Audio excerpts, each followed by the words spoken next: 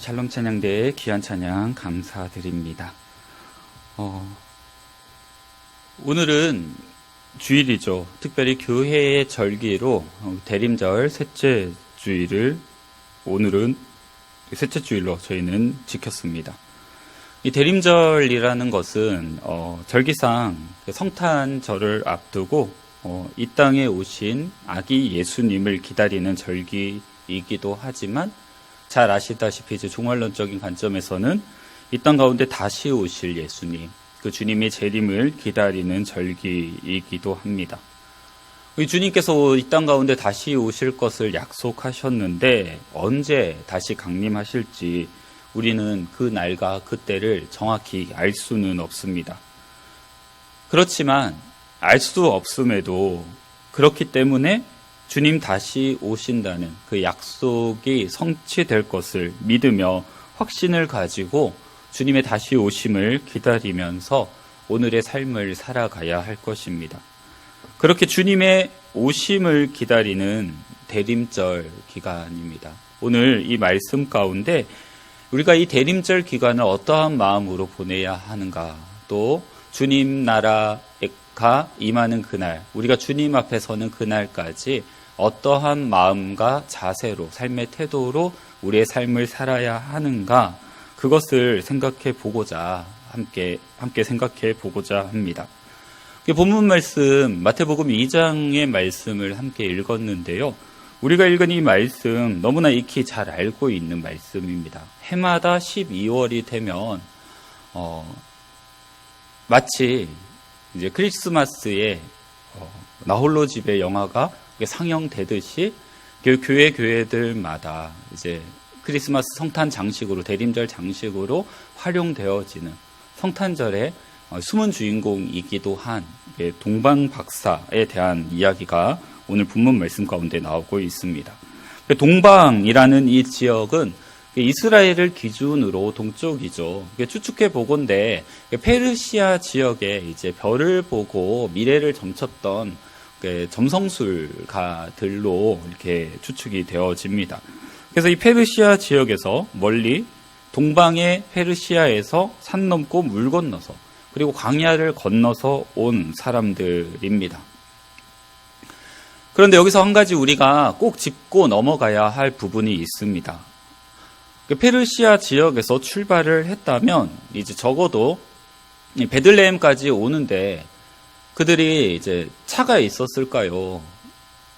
비행기를 타고 날아왔겠습니까? 육로로 이제 낙타 등에 짐을 지운 채 육로를 통해서 이렇게 왔을 텐데요. 그 기간을 한번 생각해 보면 적어도 넉 달에서 5달은 걸렸을 겁니다. 그런데 어떻게 그 먼 길을 오면서 하루도 빠르거나 아니면 늦거나 그렇게 빠르지도 않고 늦지도 않게 정확하게 주님 태어나신 그날에 도착을 할 수 있었을까 하는 부분이죠. 어떻습니까? 정말 놀랄 정도로 기가 막힌 타이밍에 이 동방박사들이 아기 예수님을 만났다라는 거죠. 여기까지만 이야기를 듣게 되면 정말 놀랄 일이다라고 생각될 수 있는데 한 가지 여기서 우리가 또 한 가지 분명하게 짚고 넘어가야 할 부분이 있다. 정리를 해야 될 부분이 있다라는 겁니다. 여러분, 놀랍게도 우리가 알고 있는 성탄의 이야기들을 이 순서를 좀 다시 새롭게 정리를 해야 될 필요가 있습니다. 우리는 대다수 성탄절과 관련된 여러 사건들, 여러 이야기들을 생각할 때에 그 일들이 예수님 태어나시던 그날 밤에 일어난 일들로 이해를 합니다. 그래서 요셉과 마리아가 호적하기 위해서 고향인 베들레헴에 도착한 날도 그날이죠. 동방박사들이 아기 예수님께 와서 경배 드린 날도 그날로 생각합니다. 마리아와 요셉이 어린 아기 예수를 안고 헤롯의 칼날을 피해서 애굽으로 피신 간 것도 그날로 생각할지도 모릅니다. 그렇죠? 정말 그날 한날에 다 일어난 일일까 하는 거죠. 첫 번째, 먼저 만일 예수님께서 태어나시던 그날 밤에 동방 박사들이 찾아와서 어린 아기 예수께 경배를 하였다라고 하면 어떤 일이 일어났을까 한번 생각해 보시기 바랍니다. 동방 박사들이 찾아왔을 때 헤롯 왕이 아기를 찾아 죽이려고 했었지 않습니까? 그러면 예수님께서는 그 헤롯의 칼날을 피해서 태어나자마자 애굽으로 피난길을 떠나셨다는 이야기가 됩니다. 여러분, 이게 출산의 경험이 있는 여성분들은 다들 아실 테지만 아기를 해산한 그날 짐을 바리바리 싸서 피난길에 올랐다. 이 말씀이 이해가 되십니까?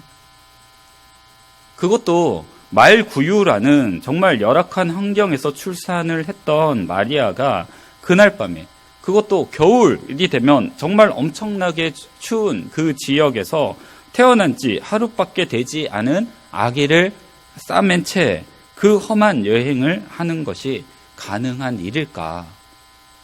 불가능에 가깝습니다. 또 한 가지, 누가복음 2장을 보게 되면요, 예수님의 정결 예식에 관한 이야기가 나옵니다. 유대인들은 아이가 태어난 지 8일째 되는 날에 할례를 받게 되어 있습니다. 누가복음의 말씀대로 유대인으로 태어나셨던 아기 예수는 8일 만에 할례를 받기 위해서 예루살렘 성전으로 올라갑니다. 그곳에서 사가랴와 안나를 만나 그 메시아의 예언을 듣게 되죠. 만약에 예수님께서 태어나신 날 이집트로 피난길에 올랐다면 어떻게 이 일이 가능했겠습니까? 누가복음 2장 22절에 이렇게 나옵니다. 모세의 법대로 정결 예식의 날이 참에 아기를 데리고 예루살렘에 올라가니라고 하였습니다. 자, 레위기 12장에 어떤 율법이 있냐면 산모가 아기를 출산한 후에는 이제 정결례를 받게 되어 있습니다. 그러니까 출산할 때에 피를 많이 흘렸기 때문에 그 피로 인해서 부정해졌기 때문에 그 부정함을 씻기 위해서 이제 남자아이를 낳았을 경우에는 33일, 그리고 여자아이를 낳았을 경우에는 66일 동안을 부정한 것으로 간주해서 바깥 출입을 하지 못하게 되어 있었습니다. 그리고 그 정해진 기간이 다 끝나면 정결 예식을 하도록 정결 예물을 바치고 정결례를 드린 후에 비로소 그 몸이 이제 정결하게 되었다라고 선포를 받는 거죠. 그러면 어떻습니까? 지금 마리아도 아들을 낳았으니까 33일이 지나서 모세의 법대로 정결 예식을 하러 예루살렘에 올라가서 그 예식의 예물을 바쳤던 거죠. 이 모든 말씀들을 정리를 한번 해보면 만일 때를 맞추어서 동방 박사들이 아기 예수님을 찾아와서 경배를 드렸다면 어떤 일이 발생하게 되느냐? 태어나신 그날 동방 박사들이 딱 도착을 했었다면 예수님께서는 할례를 받을 수가 없었습니다. 그리고 마리아는 정결 예식을 거행할 수도 없었습니다. 그리고 갓 태어난 아기와 갓 출산한 몸을 가진 그 마리아와 아기 예수를 데리고 떠난 이집트 피난길 가운데 어쩌면 요셉의 그 가족은 정말 험한 일을 겪게 되었을지도 모를 일입니다. 그러면 이렇게 이야기할 수 있겠죠.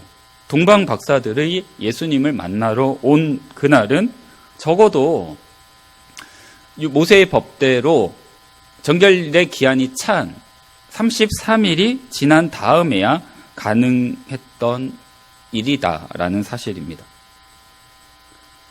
자, 그러면 동방 박사들은 예수님의 생일을, 탄생을 축하하는 그 자리 가운데 늦게 도착한 것이 되죠. 예수님의 탄생을 축하하는 그 자리에 지각한 것이 됩니다. 언뜻 여기까지 이야기를 들어보면 그것이 사실처럼 들립니다. 하지만 실상은 그렇지 않습니다. 동방 박사들은 멀리 동방의 페르시아로부터 하나님의 인도하심을 따라서 왔습니다. 그리고 그 인도하심 가운데 하나님께서 계획하신 가장 정확한 그 시간에 도착하게 된 것임을 믿으시기를 바랍니다. 여러분, 동방 박사들이 늦게 온 것이 아닙니다. 지각한 것이 아닙니다. 하나님이 그들이 그 시간에 도착하도록, 그들이 늦게 오도록 인도하셨다는 거죠.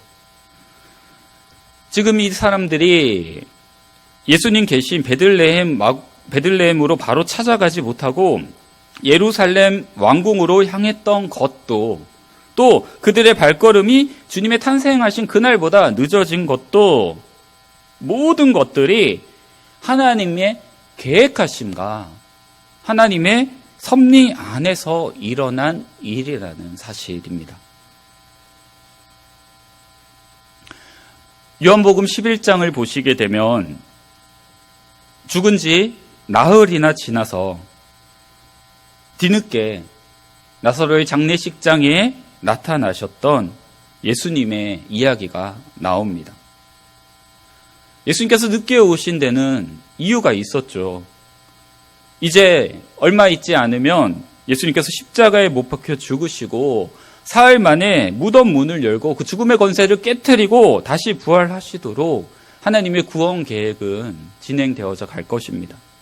그렇기 때문에 예수님께서는 나사로를 통해서 자신의 죽음과 부활을 미리 선포하셨던 거죠. 바로 그 일을 위해서 주님은 일부러 늦게 가셨습니다. 예수님을 기다렸던 마리아와 마르다의 입장에서는 왜 이제 오셨느냐고 주님께 원망을 하였죠. 그러나 예수님께서는 하나님께서 정하신 그 시간에 따라서 가장 정확한 시간에 나사로의 집에 방문하셨습니다. 여러분, 모세 이야기를 잘 알고 계실 겁니다. 모세가 태중에 있을 때 엄마인 요게벳의 입장에서 볼 때 요게벳의 마음이 어떠했을까요? 이 아이가 만약에 사내 아이면 어떡하지? 태어나자마자 바로의 군사들의 손에 붙잡히겨 죽게 될 것을 정말 불안해하였을 것입니다. 어쩌면 이 아이가 아들이 아니기만을 빌었을 겁니다. 그런데 불행하게도 아들을 낳고 만 거죠. 그런데 어찌된 일인지 이 아이가 죽지 않았습니다. 더군다나 생모가 이 아기를 집에서 석 달이나 숨겨 키울 수 있었던 거죠. 여러분, 이게 어떤 의미인지 아십니까? 집이 여기서 저기까지 이렇게 몇백 미터나 떨어져 있는 대궐 같은 집이어서 그랬을까요? 신생아가 태어났는데 옆집에 아기가 태어난 것을 모른다? 이게 말이 되지 않는 상황입니다. 누군가의 고발에 의해서 분명히 알려져야 될 사실이 3개월간이나 숨겨지고 있었다는 거죠. 이게 어떤 의미입니까? 아이를 받는 산파들, 이 산파들이 아기가 태어나면 사내아이인지 여자아이인지 확인을 하고 사내아이면 죽이도록 명령을 받았었는데 이 석 달이나 숨겨 키울 수 있었던 것, 산파들이 모세가 태어난 사실조차 모르고 있었을 가능성이 큽니다. 왜냐하면 그 배 모양만 보더라도 이 아이가 언제 태어날지 예정을 충분히 가늠할 수 있기 때문이죠. 전문가였습니다. 그래서 아이가 태어날 때가 되면 집에 들여닥쳐서 남자아이면 죽이고 여자아이면 살려두었으니까 모세가 태어나면 죽을 일이 뻔했습니다. 모세를 살릴 수 있는 방법이 무엇이었을까요? 하나밖에, 그 모세를 살릴 수 있는 방법은 애굽 어디에도 없었던 거죠. 인간의 방법으로는 불가능한 일이 지금 일어난 겁니다. 하나님의 방법이죠. 하나님께서는 어떤 방법으로 모세를 살리셨을까? 석 달이나 숨겨 키울 수 있도록 하였고, 이제 후에 공주의 손에 들려지게 돼서 이렇게 왕궁에서 자라날 수 있게 되었을까? 하나님께서 모세를 살리셨던 방법을 유대 랍비들은 이렇게 가르친다고 합니다. 아브람 조슈아 헤셀이라는 유대 학자의 책을 보게 되면 그들이 이제 구두전승으로 모세를 하나님께서 어떻게 살리셨는가 그것을 가르쳐 줄 때 하나님께서 모세를 태어나게 하시는데 예정된 날짜보다 먼저 태어나게 하셨다는 거죠. 석 달을 먼저 태어나게 하신 겁니다. 그러니까 아직 요게벳이 출산할 때가 이르지 않았으니까 이 산파들이 모세가 태어났다는 사실조차도 모르고 있었다는 거죠. 그러면 왜 석 달 동안만 키웠을까요? 왜 더 이상 아이를 숨겨둘 수 없게 되었을까요? 이 석 달이 지나서 예정일이 다가오니까, 원래 아이가 태어나기로 된 예정일이 다가오니까 이제 더 이상 숨길래야 숨길 수가 없는 그날이 된 겁니다. 그때가 되면 이제 산파들이 집에 오지 않겠습니까? 산파들이 오기 전에 요게벳은 방법을 강구해야 했던 거죠. 그런데 가만히 보시게 되면 여러분, 과거에 의료기술이 발달하지 않았던 시기에 칠삭동이로 태어난 모세가 어떻게 건강하게 자라날 수 있었을까요?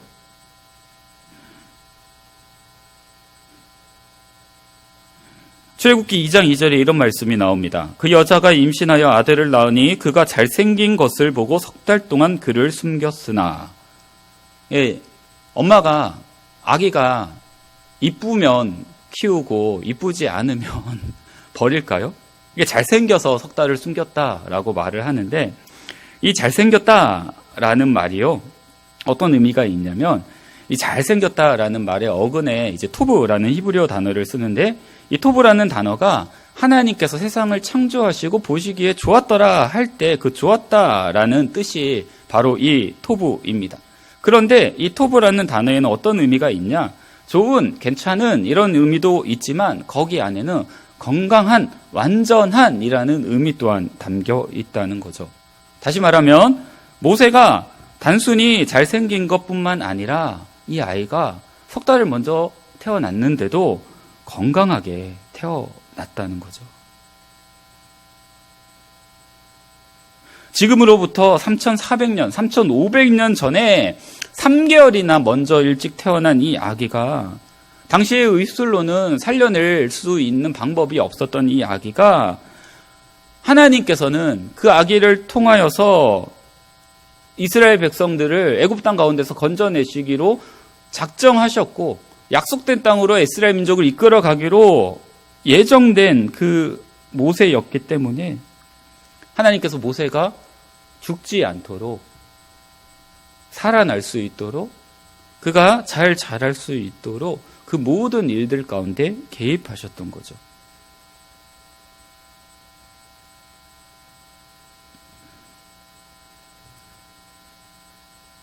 요게벳이 모세를 낳은 때는 이르지도 않고 늦은 것도 아닌 가장 정확한 하나님의 시간 가운데였습니다.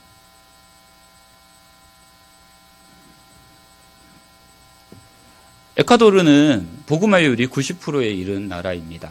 카톨릭 성도가 80% 정도가 되고 개신교인들이 한 10% 정도 됩니다. 그러면 이제 나머지 10%는 어디일까요? 아직 개발되지 않은 이제 원시 밀림 가운데 살고 있는 수많은 부족들, 원시 부족들이죠. 1950년대에 이 에콰도르의 그 원시 부족 가운데 복음을 전하기 위해서 그곳 가운데 나아갔던 5 선교사의 이야기가 있습니다. 열대우림 지역 가운데 아우카족이라는 부족이 있는데요. 이 부족은요, 그 인디언들 가운데, 원시 부족들 가운데서도 가장 호전적인 부족으로 외부의 어떤 접촉도 원치 않는 그런 부족이었습니다. 큰 증오심을 가지고 외부인이 그 지역 가운데 들어오게 되면 누구를 막론하고 무조건 죽이고 보는, 그리고 그 사지를 토막을 내서 불출하는 그런 부족이었습니다. 에콰도르에서 오랫동안 선교사로 일했던 한 선교사가 이 아우카 부족만큼은 도무지 방법이 없다고, 아우카 지역에서는 어느 누구도 살아 돌아올 수 없다고 말했던 그런 지역입니다.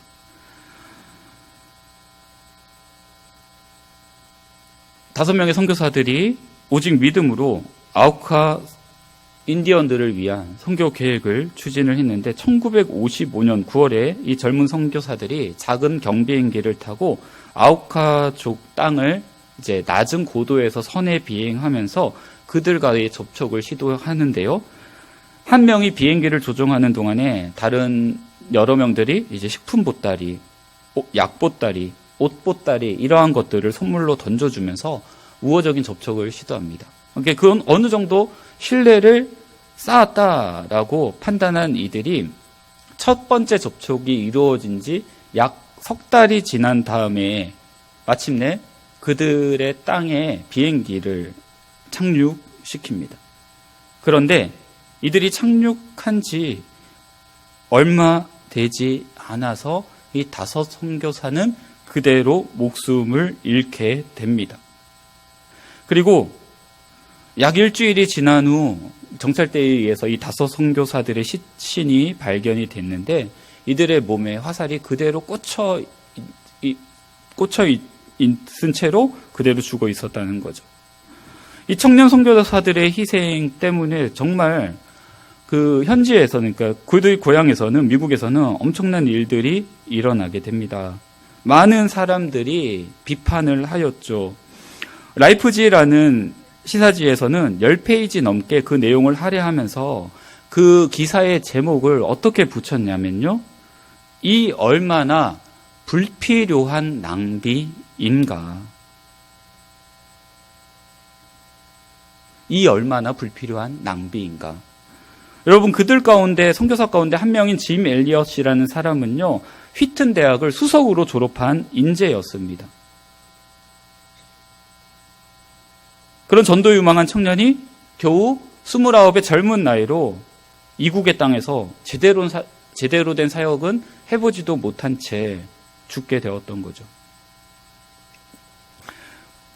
그런데 이 다섯 젊은이들이 죽은 이후에 짐 엘리엇의 아내였던 엘리자베스 엘리엇이라는 여인과 그 다섯 선교사들 가운데 한 명인 네이트 셰인트라는 선교사의 동생인 라헬 세인트라는 여인이 이 남편과 오빠의 이루지 못한 그 소망을 가슴에 품고 그 땅을 향해서 다시 들어갑니다.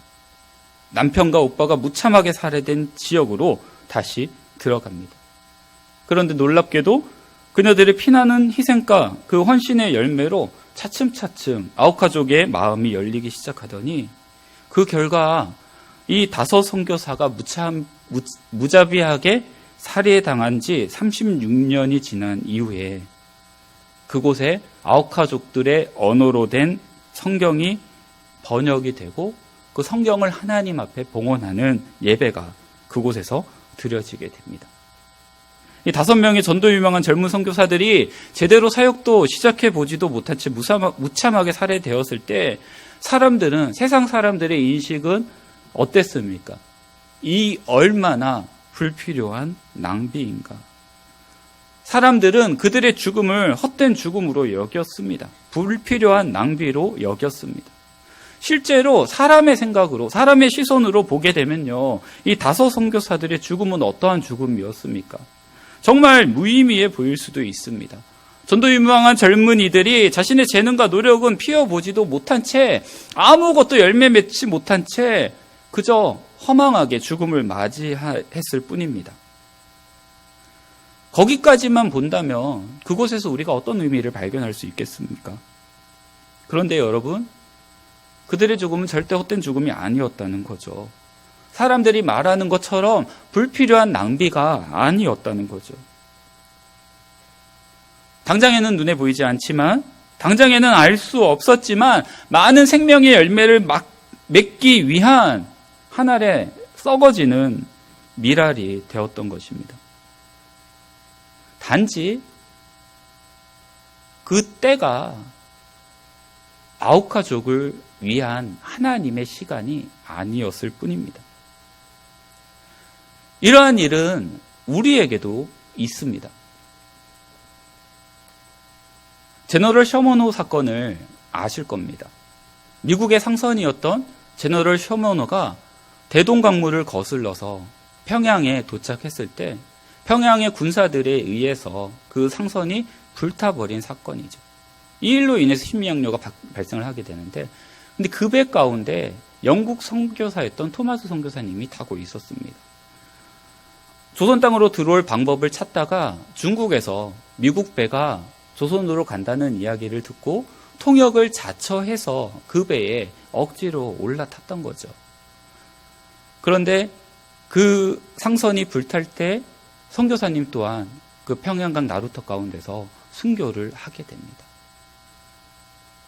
이 선교사님이 조선 선교를 위해서 얼마나 오랜 시간 공을 들였고 조선 땅에 들어오기 위해서 애를 썼는지 모릅니다. 그런데 조선 땅에 발을 내딛자마자 무자비하게 군사의 칼에 의해서 죽게 되죠. 죽어가는 와중에 조선어로 번역된 성경책 한 권을 그 군사에게 내밉니다. 양질의 종이로 된 이 성경책을 이 군사가 어떻게 할지 몰라가지고 그저 집에 가지고 와서 벽지로 쓰게 되는데요. 근데 그 벽지가 그 사람의 마음, 그 벽지 안에 새겨진 하나님의 말씀이 그를 감동시켰고 결국에는 그 집이 평양 부흥의 중심지가 되었던 장대영 교회의 터가 됩니다. 그리고 제가 이름은 기억은 나지 않지만 그렇게 변화된 그 사람은 교회의 영수로서 죽을 때까지 하나님과 교회를 위하여 헌신하는 교회 사역자가 되는 것이죠. 여러분, 우리가 때로 내 생각과 내 계획과 내 시선으로만 볼 때는 길이 안 보일 때가 있습니다. 방법이 전혀 없는 것처럼 보일 때도 있습니다. 아무리 기도해도 응답이 없기에 소용이 없는 것처럼 보이고 기대조차도 사라져 버릴 때가 있습니다. 하나님을 향해서 수고하고 노력하는 이 모든 일들이 무의미하게 느껴질 때도 있고요. 불필요하게 여겨질 때도 있습니다. 세상 사람들이 말하는 것처럼 내가 불필요한 낭비를 하고 있지는 않은가 그런 생각이 들 때도 있겠죠.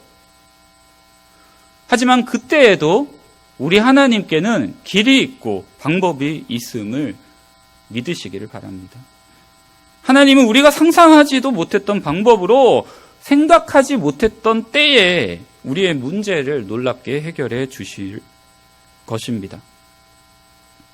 그렇기 때문에 어떤 때는요, 늦는 것이 하나님의 시간일 수도 있습니다.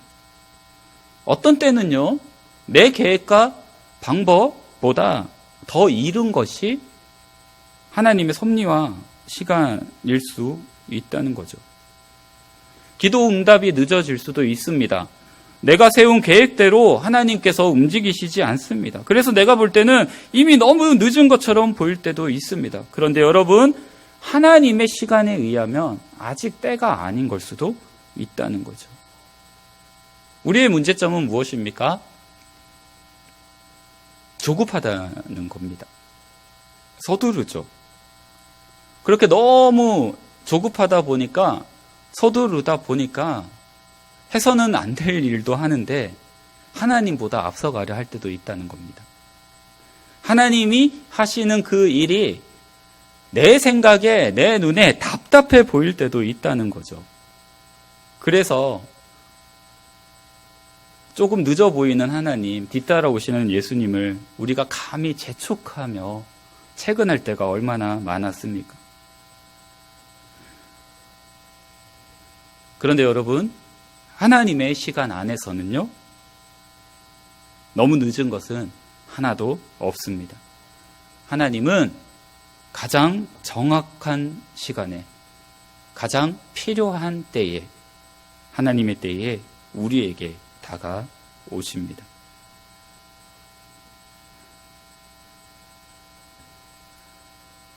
대림절이 깊어가면서 성탄의 기쁨과 기대가 점점 더 커지고 있지만 어쩌면 우리 안에 여전히 인생의 밤 가운데 계신 분들도 계실지 모르겠습니다.